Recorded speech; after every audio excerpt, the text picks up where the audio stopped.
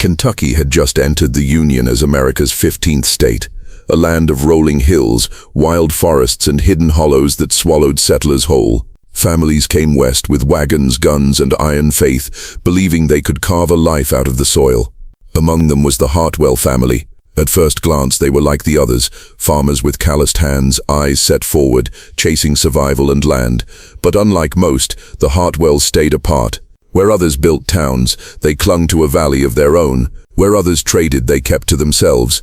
To neighbors, the Hartwells were quiet, polite enough when spoken to, but guarded.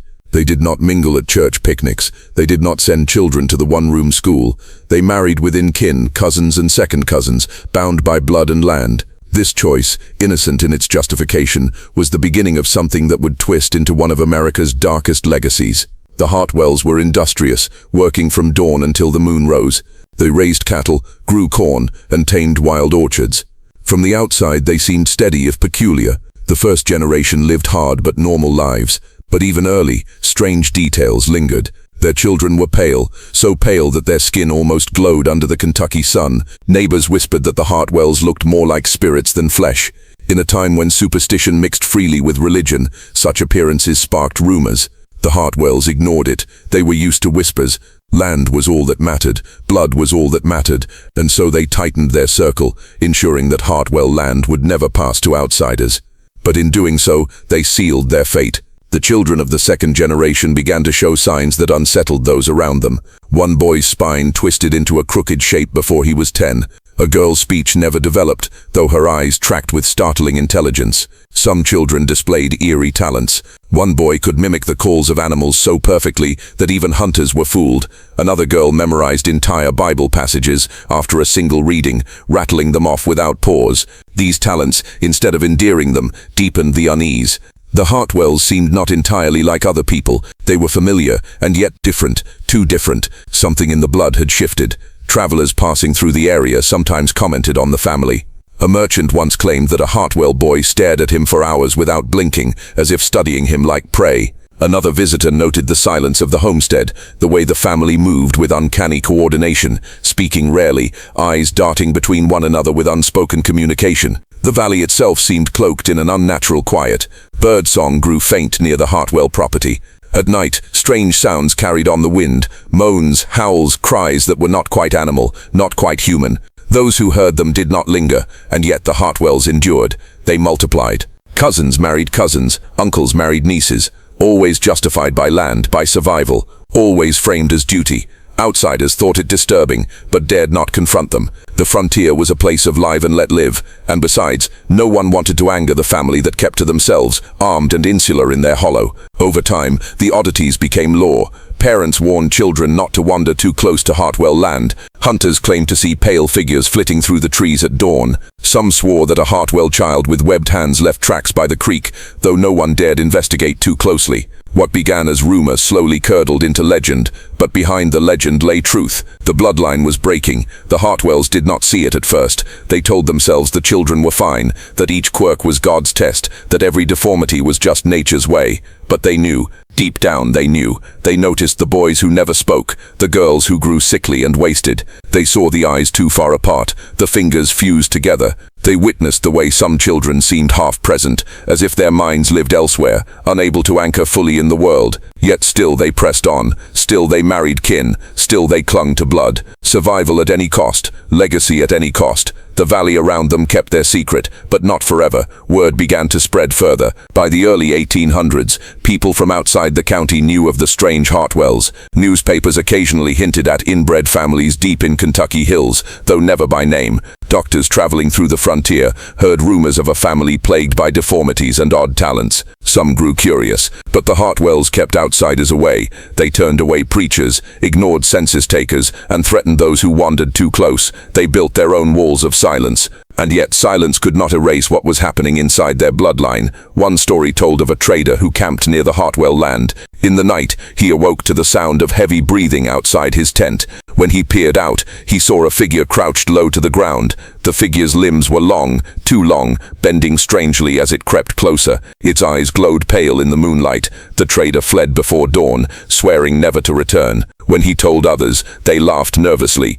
But his terror was convincing enough that few questioned it. They knew better than to test the Hartwell legend themselves. Even as fear grew, fascination grew with it. What was happening to the family? Were they cursed, punished by God for their sins of kinship? Or had they unlocked some dark secret in the blood, some hidden potential that came with a terrible price? No one knew, but everyone whispered, and every generation of Hartwells grew stranger, more withdrawn, more deformed. What began in 1792 as one family's quest for land and survival had already, within a generation, become the seed of America's most disturbing genetic mystery. By the first decades of the 1800s, the Hartwell name had already grown into a hushed warning carried along the valleys and taverns of Kentucky. Travelers would pass through and hear locals speak low, never too loudly, about the family tucked deep in the hollow, the ones who didn't mingle, the ones who weren't quite right. A farmer might lean in close over whiskey and whisper, "Don't go near Hartwell land after sundown. You won't like what you find." These stories spread like wildfire, but no one could prove them. Those who ventured too close often came back rattled, pale, unwilling to speak of what they saw. Others never returned at all, fueling rumors of something monstrous waiting in the dark. Still, the Hartwells carried on, unaware or perhaps indifferent to the fear they inspired. The children of the third Hartwell generation bore even stranger marks. Some were born with limbs that seemed too long for their bodies, hands that bent at odd angles, or eyes that never aligned properly. One boy, remembered by neighbors as the one with the bird's gaze, had a habit of tilting his head unnaturally and staring at people until they shivered. Others were silent entirely, never uttering a word, communicating only in grunts or strange noises. And yet there were others who seemed almost gifted. One Hartwell girl could recall entire pages of her father's ledgers word for word, never needing to glance at them twice. Another could track animals through the woods with such accuracy that hunters begged for her help, though she never agreed. The family dismissed all of this as nothing but quirks, yet even among themselves, fear began to stir. It was becoming clear that something inside their blood had gone wrong. The isolation of their valley kept them safe, but it also imprisoned them. Outsiders rarely entered, and when they did, they were often chased off. The Hartwells didn't want interference. They saw themselves as guardians of their own line, protectors of what was theirs. They distrusted outsiders, believing only Hartwell blood could be trusted with Hartwell land. But each marriage within the bloodline only compounded the mutations. A child with a hunched back, another with fused toes. A boy who could not stop shaking, his body trembling endlessly until he died before 20. Each generation sank further into something neither fully human nor fully broken, but a disturbing mix of both. It was during this time that the most chilling stories began to surface. A traveling preacher, determined to bring the word of God to every corner of Kentucky, tried to visit the Hartwell homestead. He returned days later, shaken to the core, claiming that the family refused to let him inside, instead gathering silently on the porch as he preached. He described their pale faces watching him without expression, their eyes catching the light in ways that reminded him of animals. When he begged to baptize their children, no one answered. Finally, a girl no older than 7 stepped forward and repeated his sermon back to him, word for word, in a voice that didn't sound like her own. The preacher left before sundown and told his congregation never to return there again. Stories like this began piling up. A trader claimed he saw a Hartwell boy with webbed hands crawling along the riverbank at dawn, scooping fish from the water with unnatural ease. Another insisted he heard howling in the hollow at night, howling that wasn't quite wolf, wasn't quite man, but something in between. Hunters reported seeing figures darting between trees, moving with impossible speed, their pale skin flashing in the moonlight. Each account fed the legend, transforming the Hartwells from mere oddities into something more sinister. They were no longer just a family. They were an enigma, a living myth that frightened everyone who lived within a day's ride. The Hartwells themselves, however, seemed almost untouched by the way others viewed them. They clung tighter to each other, refusing outsiders more firmly than ever. Children grew up learning only the ways of their kin. Boys farmed and hunted. Girls worked and bore children. Kinship was not just encouraged, it was demanded. Cousins married cousins, sisters wed distant brothers, and every child born was hailed as a continuation of the bloodline. What no one admitted aloud was that this stubborn pride was eroding them from within. For every gifted child born, 2 more came into the world with deformities so severe they could not live past infancy. But instead of seeing these deaths as warnings, the family buried their dead quietly and carried on, convinced that their line was worth the price. By the 8th, fear of the Hartwells had become entrenched in Kentucky folklore. New settlers warned one another to avoid the hollow. Parents told children never to wander into those woods. Young men dared each other to sneak onto Hartwell land, though most turned back before going far. Those who didn't sometimes returned with wild tales, claiming they saw figures moving in the shadows, pale and twisted. Some boys swore they heard laughter echoing through the trees, laughter that didn't sound quite human. Whether truth or invention, these stories added weight to the myth. To outsiders, the Hartwells were no longer just a family, they were something cursed. Yet despite the fear, curiosity grew alongside it. Doctors and scholars began whispering about the Hartwells, intrigued by the idea of a family so genetically isolated that their bloodline might reveal strange truths about heredity. A few even attempted to visit under the guise of offering aid. Most were turned away at the edge of the valley, met with hard stares and loaded rifles. A rare few were allowed inside, only to leave shaken and silent, refusing to speak of what they had seen. Whatever secrets the Hartwells carried, they would not give them up easily. They seemed determined to guard their legacy, no matter how twisted it became. The whispers that spread during this time painted the family as both terrifying and fascinating. On one hand, they were seen as monsters, creatures born of sin and stubbornness, cursed for defying God's natural law. On the other, they were regarded as something uncanny, even supernatural. How could children born into such deformity also display such impossible talents? How could they survive when nature seemed determined to snuff them out? Were they proof of a curse, or proof of some hidden potential in human blood that no one else could unlock? No one had answers, only questions, and the Hartwells gave none. By mid-century, their legend had grown into something bigger than themselves. The family was now a symbol of fear, a warning whispered around campfires and over tavern tables. People didn't just talk about them as neighbors, they spoke of them as if they were something more, something beyond human. The Hartwells had become America's first genetic mystery, a living experiment hidden in the Kentucky hills, and the more isolated they became, the stranger the stories grew. As the 1840s arrived, the Hartwells had become less a family in the eyes of their neighbors and more a whispered phenomenon, a legend that blurred the line between truth and nightmare. Their hollow deep in the Kentucky wilderness was treated like forbidden ground. Travelers who strayed too close spoke of strange markings on trees, carved symbols that looked neither Christian nor native. Some swore the Hartwells used them as boundary markers, signs to warn outsiders to turn back. Others believed they were ritualistic, tied to some unholy practice the family had developed in isolation. No matter the truth, the result was the same. People avoided those woods at all costs. Within the family, the bloodline continued to fold in on itself. Cousin married cousin. The bonds grew tighter, more suffocating. The land was both their kingdom and their prison, trapping them in a cycle they could not break. Each generation carried the weight of their parents' choices. With every birth, the mutations deepened. Children were born with crooked spines, limbs too short or too long, faces asymmetrical in ways that unsettled even their own kin. Some were blind, others deaf, some lived only hours before fading away. Yet amid the brokenness, certain children emerged with startling abilities that defied explanation. One boy could recite entire sermons after hearing them once, though he never spoke otherwise. Another child could predict storms with eerie accuracy, knowing when rain or snow would arrive down to the hour. The Hartwells saw these traits as blessings, signs that their blood carried power, even if it demanded a heavy toll. The family's survival instincts hardened. They stopped seeking help from the outside entirely. If a child was born deformed, they cared for it as best they could, or buried it quickly when it died. Illnesses were treated with herbs, poultices, and stubborn faith in their own knowledge. To let an outsider doctor into their world was unthinkable. It would mean exposing the truth. Their secrecy became a shield, but also a curse.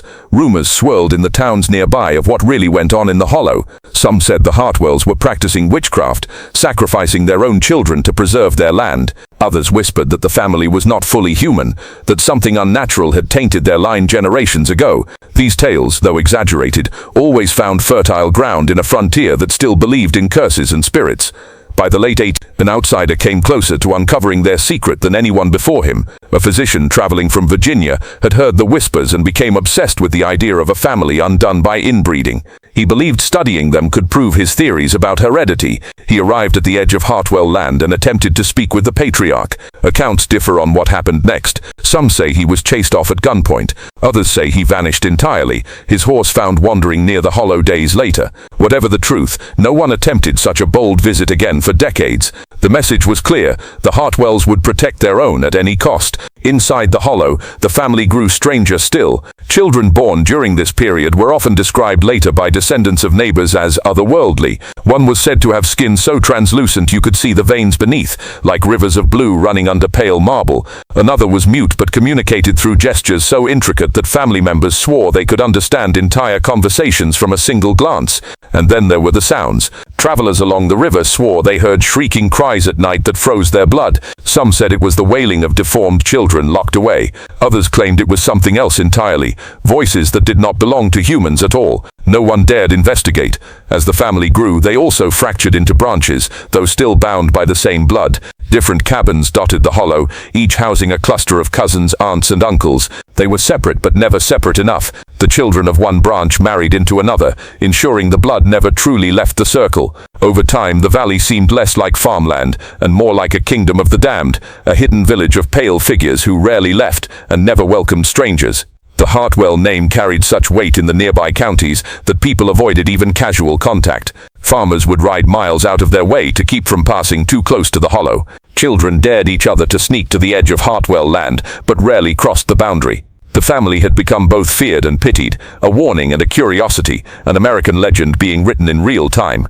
The third generation of Hartwells bore the heaviest mutations yet, infants with twisted limbs, teenagers who never matured mentally past childhood, adults whose bodies seemed fragile, bones breaking with minor falls. Yet still the family persevered, bound together by something deeper than reason. They were determined to endure, no matter the cost. It was survival, but also pride. To admit weakness was to admit outsiders were right, that their way of life was flawed, and so they pressed on, even as the world around them changed. Railroads expanded, towns grew, and progress reached into the hills. But in their valley the Hartwells remained frozen, locked in a cycle of their own making. By the end of the 1850s, the Hartwells were more legend than reality to those outside their valley. Stories of pale figures, eerie talents, and monstrous deformities spread across Kentucky. Travelers spoke of it in Louisville taverns, soldiers whispered it around campfires, and the name Hartwell became shorthand for anything strange and cursed. Parents used them as warnings. Misbehaving children were told they'd be sent to the Hartwells. To most people, the family might as well have been a ghost story, but the Hartwells were very real, living, breathing proof of what happens when bloodlines collapse into themselves. They were no longer merely settlers. They were a mystery etched into America's backwoods, one that grew darker with every passing year.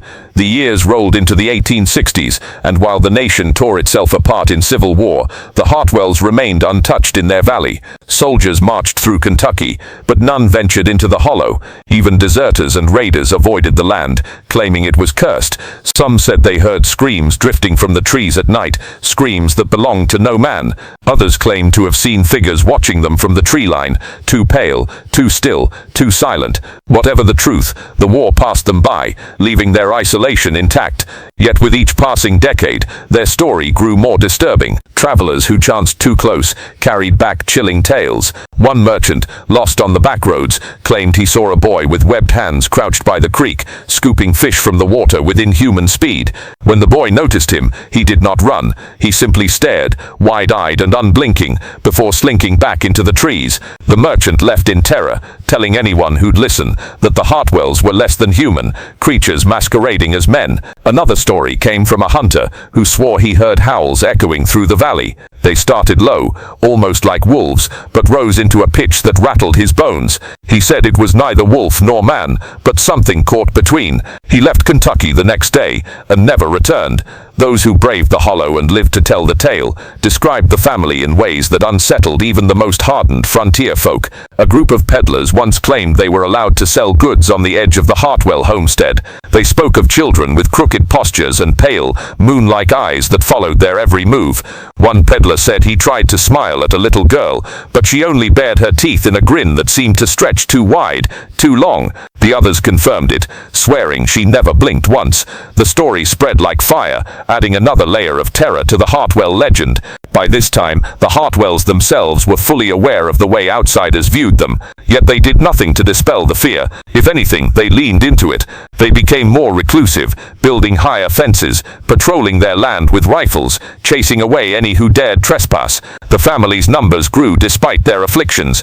Cousins continued marrying cousins, uncles married nieces, the cycle tightening with every generation. And with each union, the line between man and something other blurred further. It was around this era that the first serious outsiders attempted to study them. A doctor from Ohio, intrigued by the tales, made his way into the hollow under the guise of offering medical aid. What he saw disturbed him so deeply that he wrote about it in coded notes later discovered by his colleagues. He described men with faces twisted by asymmetry, women with fragile bodies bent like old trees, and children who walked on limbs too long for their frames. But what struck him most was their silence. He wrote that the family hardly spoke, communicating in gestures, glances, and guttural noises. Only a handful used words, and even then sparingly. He claimed to have witnessed a boy no older than 10 mimic the doctor's voice perfectly after hearing him speak only once, repeating entire sentences in a hollow, toneless way that chilled him to his core. The doctor fled after only a few hours, never returning, but his words circulated quietly among medical circles as a whispered case study of what happens when bloodlines collapse. The Civil War ended, but the Hartwell mystery only deepened. By the late 1860s, they had become a subject of fascination for academics and a source of terror for locals. Writers in nearby towns hinted at them in pamphlets and journals, speaking of a family cursed by its own pride. Preachers thundered against them in sermons, claiming their deformities were divine punishment for sins of incest. But fascination lingered too, especially when reports of their gifts surfaced. A boy said to track animals by scent alone, a girl who could recall dozens of conversations word for word, another who seemed to sense visitors before they arrived, standing at the edge of the property waiting, as if warned by some inner alarm. These tales fueled the idea that the Hartwells were not merely cursed, but something more, living proof that isolation could warp humanity into something uncanny. Despite the fear, stories of encounters continued. A group of travelers once took shelter near the hollow during a storm. In the night, they swore they saw pale faces pressed against the trees, watching them from the dark. When lightning struck, they saw figures scatter into the woods, moving on all fours. At dawn, they fled without looking back. Whether their account was true or born of fear and imagination, it added another brick to the Hartwell legend. By the 1870s, the family was both feared and pitied, studied from afar yet never truly known. Their hollow became a symbol of what happens when blood is trapped too long within itself, when pride and secrecy outweigh reason. Outsiders told stories with equal parts horror and awe, painting the Hartwells as monsters and marvels in the same breath.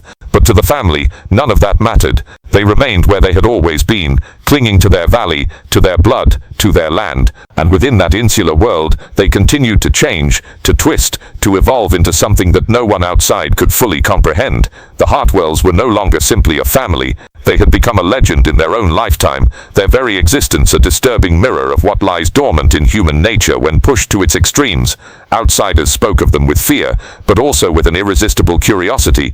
Or had they stumbled onto some darker truth of humanity, that within our blood lies not just strength, but the seeds of our undoing?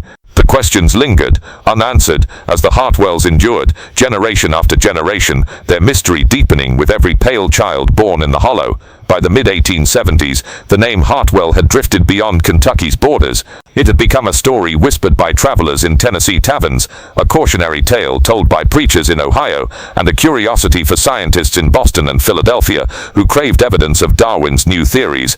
The Hartwells were no longer just local legend, they were turning into a national fixation. But fascination and fear walked hand in hand. Outsiders wanted to know what exactly was happening inside that hollow, but few had the courage to step foot there. The ones who did often left changed, shaken and unwilling to speak of what they'd seen.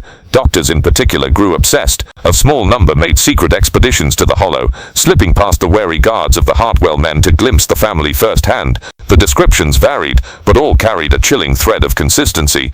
They wrote of figures whose pale skin seemed translucent, veins pulsing beneath the surface like cracks in glass. Some children were mute, others made guttural sounds, and a few displayed eerie mimicry, parroting the doctor's own words back to them in voices stripped of emotion. One physician noted that their eyes were the most disturbing feature, light beyond reason, So pale they appear blind, yet with a sharpness that cuts when they fix upon you. He described being studied more than he studied them, as if the Hartwells were cataloguing him, dissecting his presence with every glance. The more reports circulated, the more outsiders debated what the family represented. Some insisted they were cursed, divine punishment for incest. Others argued they were an unparalleled study in heredity, a chance to understand what happens when human bloodlines collapse into themselves. But beneath the intellectual debate, fascination grew darker. Whispers spread that perhaps the Hartwells were evolving, not decaying. Their strange talents, photographic memories, unnatural hunting skills, uncanny senses were framed as glimpses of something beyond ordinary humanity. Could it be that the deformities were the price of unlocking new abilities? Had the Hartwells stumbled into some twisted form of human advancement? The line between disease and mutation blurred, and with it the boundary between disgust and awe. Locals, meanwhile, remained terrified. Farmers told their children to stay far from Hartwell land. Travelers avoided the hollow entirely, taking longer routes rather than risk straying too near. Even the boldest young men who once dared each other to sneak close, now thought better of it, having heard too many stories of screams in the night and pale faces in the trees. The family's isolation became complete. They were a people apart, both present and ghost-like, visible yet untouchable, and still, the children were born. Each new birth was met with the same stoic silence. Some came into the world broken, fragile things that died within days. Others grew into men and women, who looked more like phantoms than flesh, spines bent, eyes misplaced, fingers fused. Yet among the broken came the strange gifts that kept the family convinced their blood was special. A child who could repeat full conversations word for word after hearing them once. Another who could hunt without bow or gun, tracking and cornering animals as though he could think like them. A girl who predicted the death of her uncle weeks before it happened, describing the exact accident in detail. These occurrences were rare, but when they came, the Hartwells clung to them like proof. Proof that they were chosen, not cursed. Proof that their way of life was not a mistake, but a secret destiny outsiders could never understand. Doctors, scholars, and even writers of the era tried to pierce the veil of secrecy. One particularly bold journalist from Louisville claimed to have snuck onto Hartwell land in